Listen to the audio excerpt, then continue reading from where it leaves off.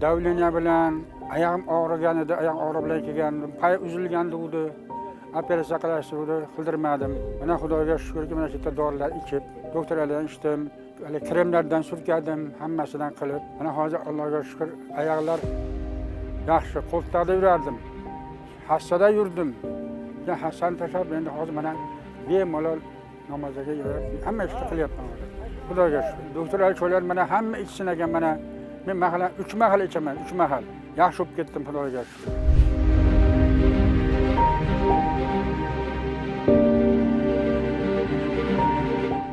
Shu nima Mirzaahmad Dehqon nomli jamoa xo'jaligidan To'qatepa qishlog'ida yashayman. Ismim Ali Abdullajon. Davleniya bilan oyog'im ağrıgan edi, oyoq og'ri bilan kelgandim. Pay uzilgandi edi.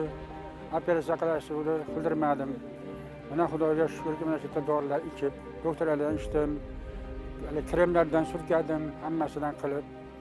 Mana hozir Allohga shukr, oyoqlar yaxshi, qo'ltiqda yurardim. Hassada yurdim. Ya Hasan tashab endi hozir mana bemalol namozga yurib, hamma ishni qilyapman hozir. Xudoga shukr. Endi anchalik kasalliklar yo'q qildi hozir. Agarlar ishlarni qilyapman men ishlarni. Bu ishlar qilyapman hozir.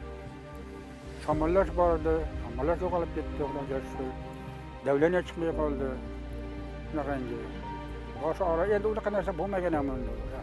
Hamma huzur hozir. Yaxshiman, Xudoga shukr.